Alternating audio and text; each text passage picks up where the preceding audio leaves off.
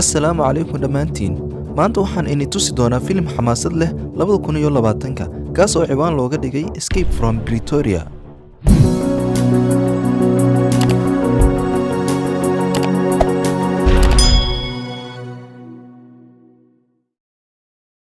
nidaam midabta kor oo siyaasadeed ayaa ka jiray dalka Koonfur Afrika laga soo bilaabo 1948 muddo dheer oo dhibaato ah kadib bulshada madowga ah ayaa bilaabay rabshado ay ku doonayaan inay xuquuqdooda ugu hadlaan waxayna sameeyeen dhaqdhaqaaq ay ugu magac dareen African National Party team waxa uu marayay wadada isaga oo sita laba bacood oo waaweyn oo mid kamid ah gelinaya qashin qubka wuxuuna u tilmaamayaa saaxiibkii Steven kaas oo soo qaadaya bac oo uu kaga tagay meel u dhow baabuurta qaarkood team wuxuu kaga tagay shandadiisa labaad meel u dhow qashin qub kale wuxuuna isku xirxiraya siliga bamka markuu soo dhaqaaqo ayaa waxaa dhacaya qarax yar oo firdhinaya waraaqo waxay qayb ka yihiin rabshada waxayna faafinayaan ereyga in xorriyadda sinaanta dhammaan jinsiyadaha ay tahay in loo dagaalamo team iyo Steven waxay isku dayeen inay ka baxsadaan goobta laakiin waa la ogaaday oo waa la qabtay iyaga oo sugaya dacwad qaadidooda team saaxiibtiisa ayaa si dhuumasho ah ugu soo gashay qolkiisa oo ay siisay lacag ah hadii uu u baahdo waxay ku dhiirigelisay inuu adkaysto dhageysiga maxkamadda ka hor qolka musqusha team ayaa ku qarinaya lacagta baakadka sigaarka wuxuuna gelinayaa meel aan qoraxdu u soo bixin 1978 maxkamadda ayaa xaakimku wuxuu amaanay xeer ilaalinta oo soo bandhigay cadeymo aad u badan oo muujinaya 26 fal oo bambooyin lagu sameeyay iyagoo difaacaya ficiladooda ayay adeegsanayaan in dhammaan jinsiyadaha ay siman yihiin taasoo aan si fiican loogu dhaqmin garsooraha ayaa ku dhawaaqay xukunka team ayaa lagu xukumay 12 sano oo xarig ah maadaama uu yahay ninka ugu weyn ee bambooyinka sameeyay Steven-na 8 sano intay isku diyaarinayeen inay ka baxaan maxkamadda Steven wuxuu arkay fursad uu kaga baxsan karo daaqad furan waana uu sameeyay laakiin waxba uma tarin oo markuu dhulka gaaray waa la garaacay waxaa la keenay xabsiga Pretoria oo taliyaha xabsiga Kabtan Shibel uu ku soo dhaweeyay nacayb waayo wuxuu u arkaa inay yihiin khiyaanolayaal wuxuu u dhiibay sarkaalka xabsiga oo aad u adag Maniir way raacayaan isagoo u sharaxaya habdhaqanka iyo nidaamka xabsiga team wuxuu si dhow u eegayaa albaabada automaatiga ah iyo nidaamyada amniga ee diyaarsan wax walba waxay u muuqdaan kuwo adag Maniir wuxuu tusayaa qolalkooda oo ay ku xiran yihiin shabaq iyo albaab bir ah wuxuu u sheegayaa inay nadiifiyaan qolalka si loo wanaajiyo team si dirqi ah ayuu hurdo ku helay maalinta koowaad ee quraacda team si taxadar leh ayuu u wareegayaa si uu u helo kursi Dennis ayaa caawinaya Dennis waa maxbuus siyaasadeed oo da'weyn oo 4 sano ku xukuman shaqadiisa ka dhanka ah midabta koorka awgeed wuxuu u sheegay in maxaabiista ku labisan direyska buluuga ah ay yihiin dilaa halka iyaga laftooda ay ku labisan yihiin dharka cawlan ay yihiin maxaabiis siyaasadeed waxay arkayaan Steven oo waxay sameynayaan xoogaa jabaq ah si uu ugu soo biiro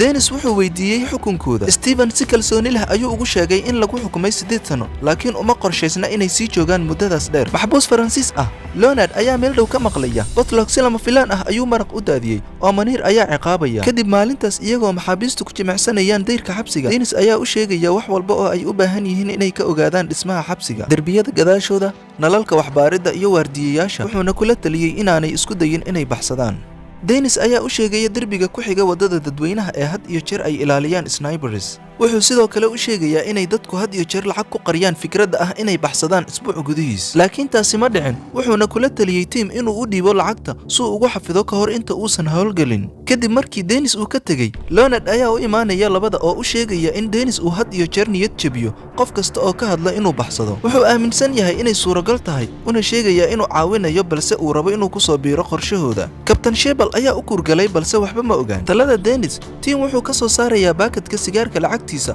oo xiliga quraacda ayuu miiska hoostiisa wuxuu u gudbinayaa lacagta maxaabiista kale ilaa Dennis kaas oo ku qarinaya daawada cadayga maalinta 23aad kibriid uu daaray ayuu ku eegayaa daloolka furaha ee irida shabaqa ee qolkiisa haday xal u noqonayso habeeno badan ayuu ku dheegagay qufulka iyadoo fikraduhu ay madaxiisa ka gooxayaan laakiin waxba kuma dhigana dabadeedna ugu dambeyn habeen ayaa u soo baxday inuu ka bilaabo waxa uu yaqaano kadibna uu ku shaqeeyo wuxuu helay fikrad ah inuu isticmaalo warqad si uu u cabiro daloolka furaha oo uu hubiyo dhererkiisa wuxuu rabaa inuu sameeyo furayaal alwaax ah si uu u furo albaabada maalinta xigta wuxuu fikradan la wadaagayaa Steven iyo Leonard qolka qubayska Leonard wuxuu qabaa in fikradda alwaaxu ay tahay mid aan macno lahayn laakiin Steven iyo team waxay hubaan inay shaqayn karto waxay alwaaxa ka heli karaan goobta ay ka shaqeeyaan isagoo ku dhaqmaya qorshaha Leonard wuxuu maqaayada ka abuurayaa buuq si uu soo jiito dareenka Maniir team ayaa si taxadar leh u fiirsanaya qaabka furaha kadibna wuxuu bilaabayaa inuu ku sawiro qolkiisa wuxuu qaadanayaa fursad kasta si uu u eego furaha haday tahay xilliga tababarka ama inta lagu jiro xisaabtooda ilaa ilaa ugu dambeyntii uu si cad u diyaariyey. Maalinta 74 Tim wuxuu ka xaday warqad iyo alwaax goobta shaqada. Wuxuu ku guuleystay inuu ku qariyo tarmuuskiisa oo uu maro ku duuduubay si aanay u gilgilan oo aanay u dhicin. Intuusan tegin, Manir ayaa mid u baaraya maxaabiista tarmuusyadooda. Tim tookadiisa ayuu Manir ogaanayaa inuu walwalsan yahay. Wadnaha ayaa garaacmaya markuu Manir taabto tarmuuskiisa, laakiin wuu nafisay.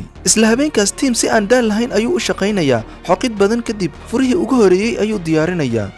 Tim wuxuu furaha ku tijaabiyey qufulka, wuxuuna furay albaabkii giraanta.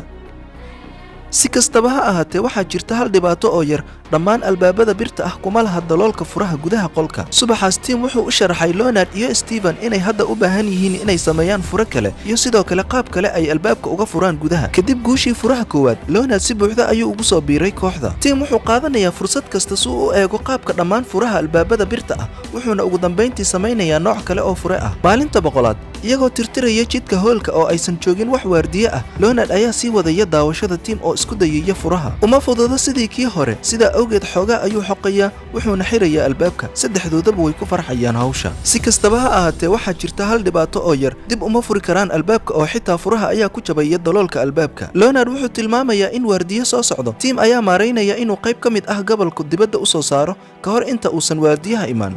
Arrinta waa la xaliyey, laakiin wuu awoodi waayey inuu dib u celiyo handaraabka. Markii la gaaray waqtigii xiritaanka, Manir wuxuu ogaaday in qofulku soo baxsan yahay, balse wax badan uma fiirsan oo albaabka ayuu xiray. Waxaa la gaaray booqashada xabsiga sanadlaha ee qoysaska. Wiilka Leonard ayaa u yimid si uu u arko isaga. Leonard ayaa si dareen leh u taabanaya muraayadda. Manir wuxuu u qaadanayaa tani inay tahay fursad uu ku joojiyo kulanka nuska saac ah.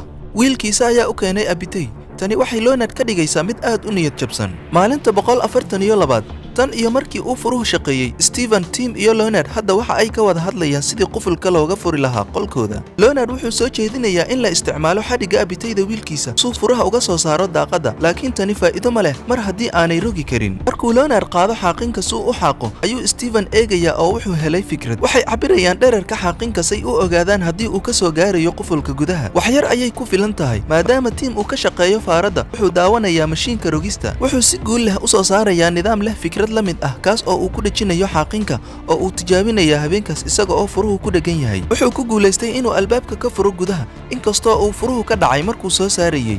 Haddana ma quusan oo wuxuu isticmaalay xanjo si uu ugu dhajiyo xaaqinka oo uu si dirqi ah u maareynayaa inuu soo saaro.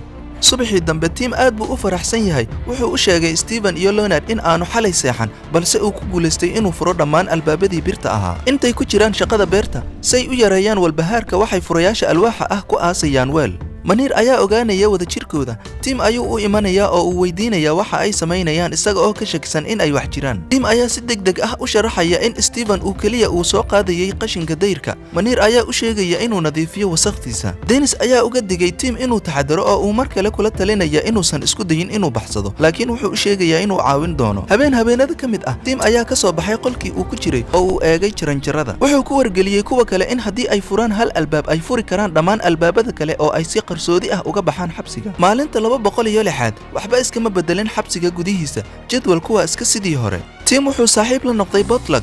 Daaqadda ayuu kaga codsanayaa maabka xabsiga iyo hawlo kale oo ay u baahan yihiin si ay u baxsadaan.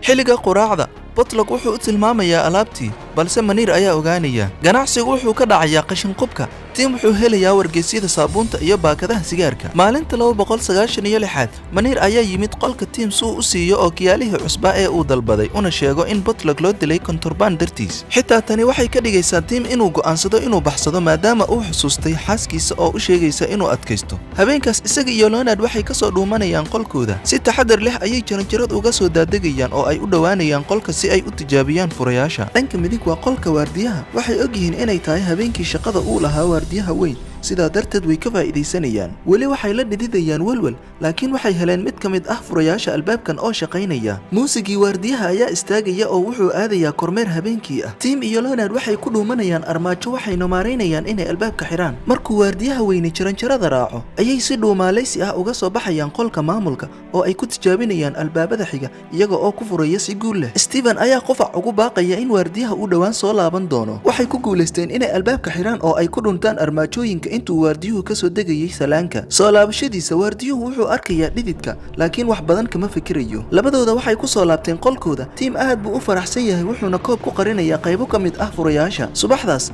Kabtan Shibal oo ay la socdaan ilaalo kale ayaa galay Tim qolkiisa. Wuxuu aad ugu daahay hurdada, si feejigan ayuu u weydiinayaa inuu buko iyo in kale, taas oo la macno ah inuu rabo inuu ogaado sababta uu u seexday. Waayo aragnimada Shibal ayaa u sheegaysa inuu Tim daalan yahay. Waa run wuu daalan yahay sababtoo ah ma seexan xalay, laakiin waxa kaliya ee uu Tim samayn karo waa raaligelin. Banaanka ayay u soo saarayaan, waxayna baarayaan qof kasta qolkiisa. Tim ayaa dib loogu wacaya, balse koobka ay alaabta ugu jirtay ayaa soo dhacaya. Kabtan Shibal ayaa soo qaaday mid ka mid ah oo weydiiyey waxa ay tahay. Tim si dirqi ah ayuu u xajinayaa dareenkiisa, wuxuuna si degdeg ah ula yimid fikrad ah inuu ku celiyo sawirka waalidkiisa. Shibal wuxuu xaqiijinayaa in Tim uu wax qarinayo. Waxay ahayd halis.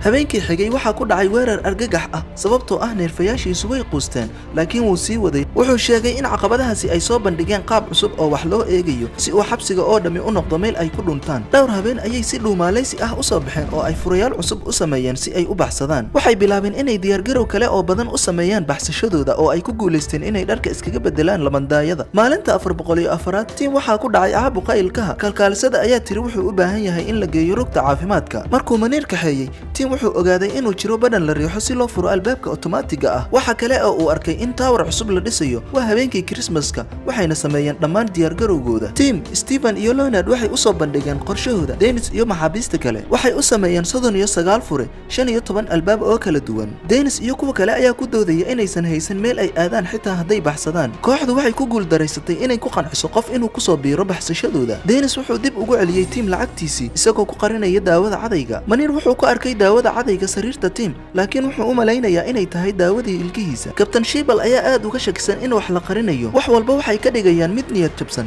Fiidkii markay dhammaan saraakiishu tageen, Tim, Steven iyo Leonard waxay bilaabeen inay fuliyaan qorshahooda. Tim wuxuu fursad siiyey Dennis markii ugu dambeysay si uu ugu soo biiro, laakiin wuu diiday. Waxa ay urursadeen furayaasha lagu qariyay goobaha kala duwan ee xabsiga iyagoo iska bedelaya dharka. Waardiyihii weynaha ayaa suuliga gelaya. Wuxuu arkay silig maroojisan oo Leonard uu ku hayn jiray albaabka armaajooyinka, laakiin wuu iska indha tiray. Saddexdu waxay ka soo dhaadhacayaan jaranjarada oo markay raad maqlaan waxay ku dhuumanayaan armaajooyinka, laakiin ma helayaan siligii. wax fikrad ah kama haystaan in waardiyuhu imanayo qolka suu u soo celiyo tuubada. Isla markiiba Dennis wuxuu jebiyey nalka qolkiisa, taasoo keentay cilad yar. Waardiyihii ayuu u yeeray oo ka mashquuliyey. Saddexdu way badbaadeen oo waxay sii wadanayaan baxsashadooda. Waxay helayaan dhammaan furayaasha ay u baahan yihiin si habaysan, waxayna u marayaan albaabada sida ugu dhaqsaha badan. Ka hor intaanay gaadhin albaabkii ugu dambeeyey, Leonard wuxuu si guul ah u furay albaabkii otomaatiga ahaa. Wax kasta waxay u socdaan si habsami leh. Albaabku wuu u furan yahay oo waxay arki karaan jidka. Waa wax qurux badan runtii. way islaabgeliyeen oo isku dayeen inay furaan albaabka ugu dambeeya. Markaas ayay garwaaqsadeen in furayaasha midkoodna aanu shaqaynayn. Riyooyinkoodii ayaa isla markiiba burburaya. Tim ayaa yiri waa inaynu dib u laabanaa. Leonard wuxuu ogaaday in albaabka uu ka samaysan yahay alwaax oo wuxuu isticmaalayaa kashawiito oo uu isku dayay inuu xoog ku furo albaabka. Aad buu u dhawaaqayaa. Timna wuu walwalsan yahay, laakiin Leonard way ka go'an tahay. Wuu ku guuleystay inuu furo oo waxay ka dhuumanayaan ilaaladii. Si kalsooni leh ayay albaabka uga soo baxeen si aan looga shakin. waxay heleen taxi ka qaada Pretoria oo si farxad leh u qosleen iyagoo aan rumaysnayn inay sidani dhacday. Subaxii xigay Maniir wuxuu ogaaday in Tim, Steven iyo Leonard ay maqan yihiin. Yaab iyo xanaaq kadib wuxuu daaray alarmiga, maxaabiistuna way ku qosleen. Tim, Steven iyo Leonard ayaa gaaray London iyagoo sii maray Mozambique iyo Tanzania, halkaasoo ay kasii wadeen la dagaalanka midabta koorka. Dennis ayaa ugu dambeyntii la sii daayay 5 sano kadib 1985. muuqaalka halkan ayuu ku egyahay. Fadlan taabo subscribe iyo like. Kulanti dambe oo aad u xiiso badan. Mahadsanid.